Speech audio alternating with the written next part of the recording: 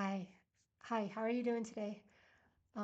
Today I just wanted to talk about the window of tolerance. We've been talking a lot about defense mechanisms and identifying our emotions, the needs of emotions. But what about when emotions are so big that they're too terrifying to even to feel?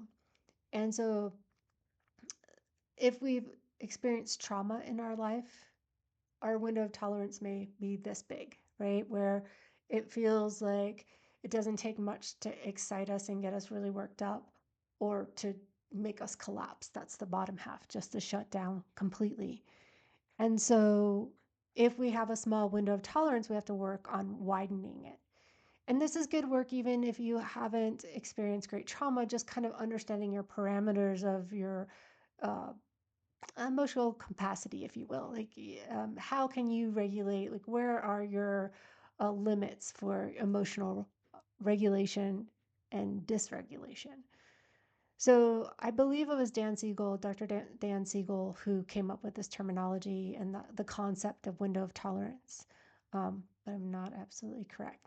Um, that being said, um, and when we work within that window of tolerance with individuals or yourself, if you're working with yourself and understanding, hey, you know what, I'm getting towards my edge and I feel like I'm about to lose my mind and lose my emotions and be completely dysregulated and not even be able to manage um, anything, right? A conversation or interaction. Or I feel like I'm just shutting down, like completely turning off.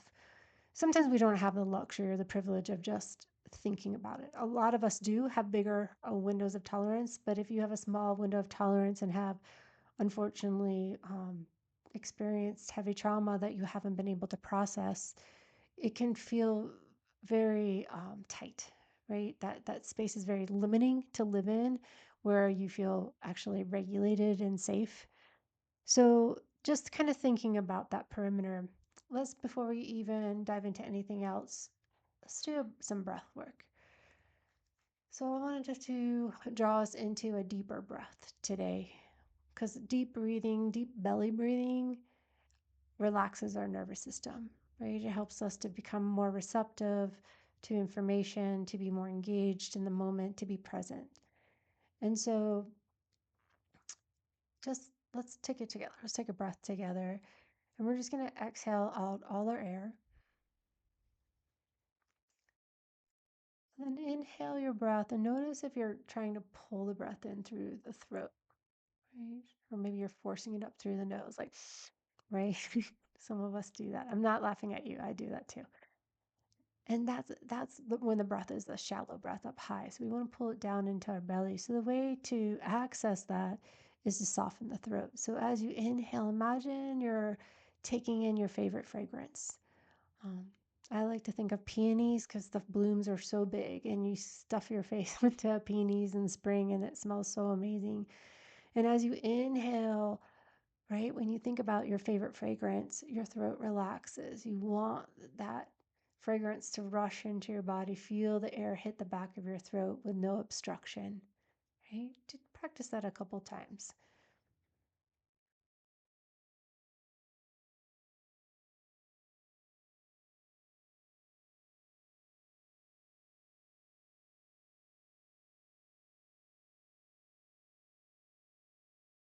And the cue I give myself is relax your inner throat.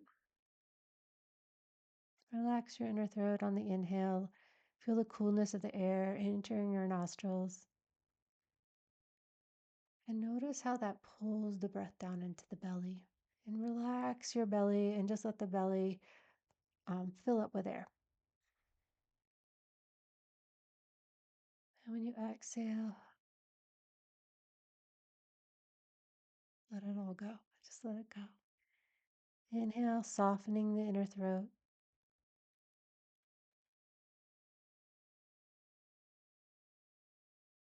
Exhaling, letting go of all the breath.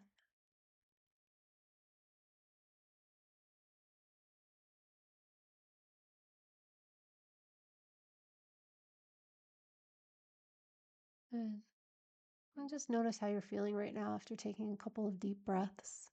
And if you struggled with that, I get it. Just practice it.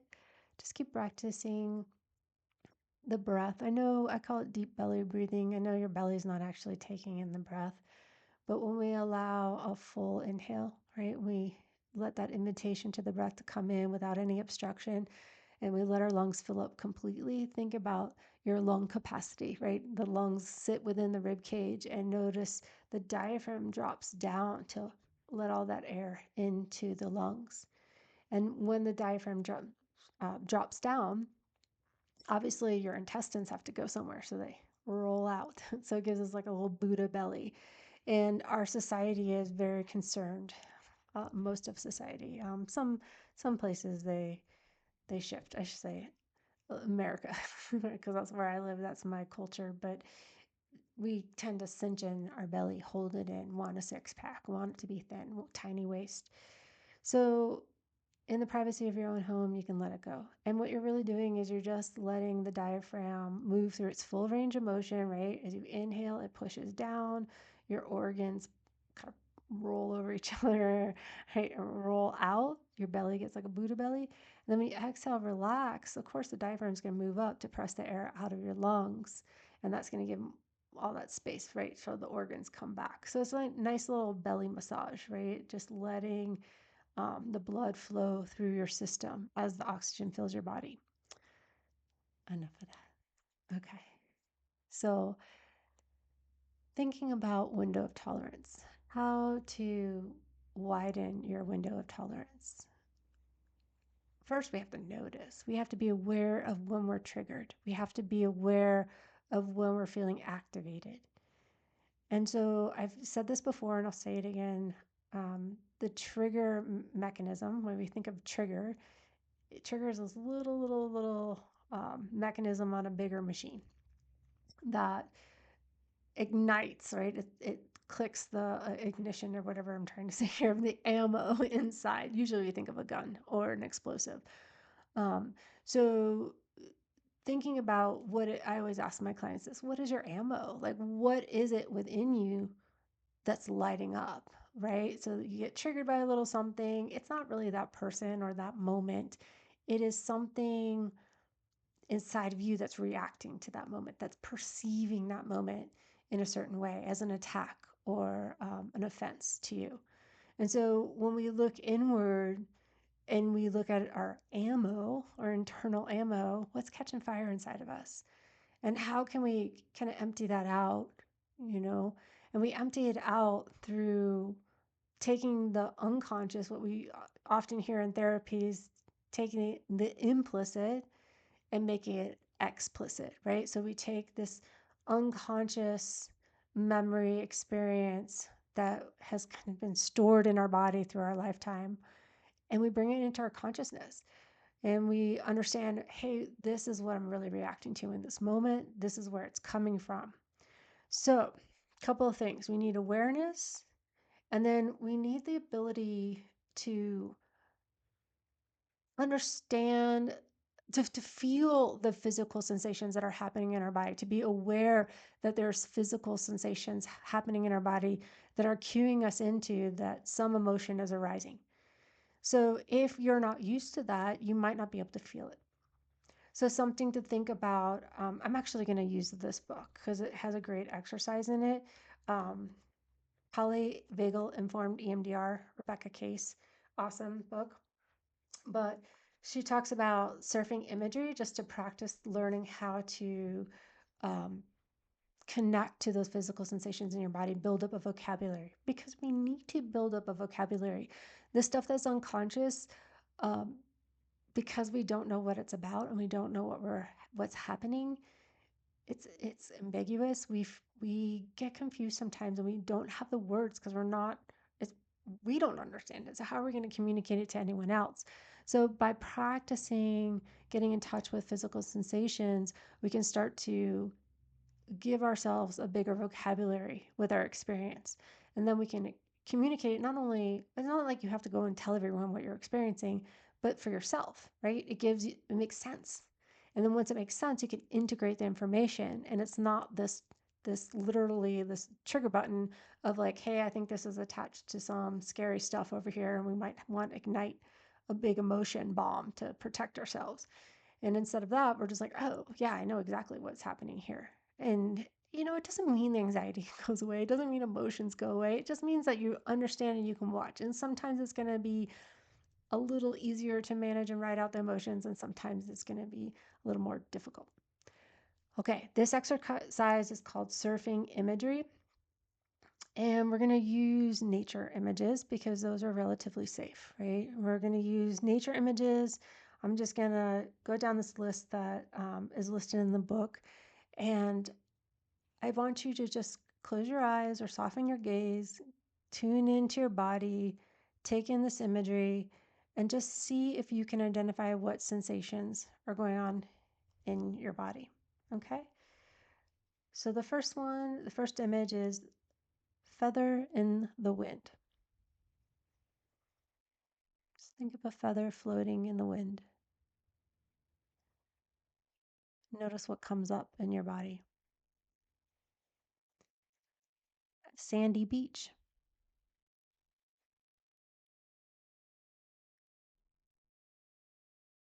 a starry night,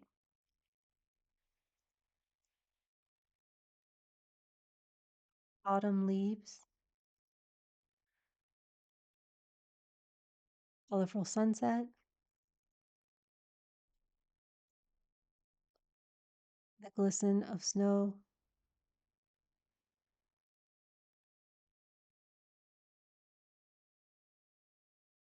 puffy clouds,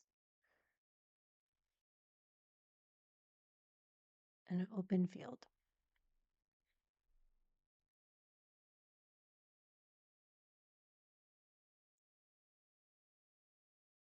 I know this is a brief exercise, but I just want you to recognize that as I said those words, you probably had memories that popped into your head and maybe a little more context or a story that went along with it.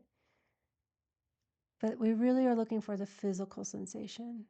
So if I say sandy beach, maybe you imagine bright sun and warmth and the smell of a sea breeze and maybe even some seagulls. We want to connect to what's happening in your physical body. Did your shoulders drop? Did your breath deepen? Maybe you exhaled. Maybe you yawned, right? Maybe you're so used to going that practicing an exercise like this where the imagery is pretty calm, that your internal states switch gears. You went into a parasympathetic, and maybe you realized you're really, really tired, and you just started to get sleepy. So just noticing that. And I know this is very brief. I know I run through these exercises. These are just ideas. I just want to give you some ideas, some tools. So deep belly breathing, letting the diaphragm fully move to the full extent of its ability. Noticing if you have sticky points around your diaphragm, right? The diaphragm is the bottom of the rib cage. So you might notice like, hey, the front of my rib cage opens freely, but the back feels really locked down, or the sides, or one of my sides feels locked down. And there's ways to practice that. I'm hoping someday to do more body movement, just not yet. I'm not there yet. I mean, I practice it, but I'm not sure I'm ready to share it with others. But perhaps someday. It's different, right? Putting yourself in front of a camera. But that deep belly breathing soothes the nervous system. It helps us think more clearly. It gets you right into the middle of your window of tolerance. So that's something to think about, how to regulate your nervous system. And then noticing and naming what you're experiencing. Notice physical sensation. I often start with, hey, what's coming up for me today? Or I think about something, um, usually like something that maybe upset me or that I noticed I responded to in a way that I didn't like. It was maybe too terse, or I don't know, I just felt tension in my body. I'll start there with that experience and I'll say, okay, let me be with that experience and what am I noticing is happening in my physical body? Can I put words to it? You know, I'm visual, so I usually draw a picture, like a doodle. And if there's tightness, I just scratch some, you know, make some marks around the neck. If there's tightness in the throat or the heart, just like a doodle. And then I try to put words to it because and for me, that's how I operate. I need a visual first, and then I can start to kind of put language around it. But once you can get language around it, you'll be better able to communicate what you're experiencing to your cognitive self, right? You're like, oh, okay, I got this. And what we're doing is integrating that information. And we want to get to a place where we can take the subconscious, make it conscious, and adapt the information so that it's no longer traumatic, it's no longer triggering, and that we're at peace. Okay. I hope this was helpful. All right. Take care. Bye bye.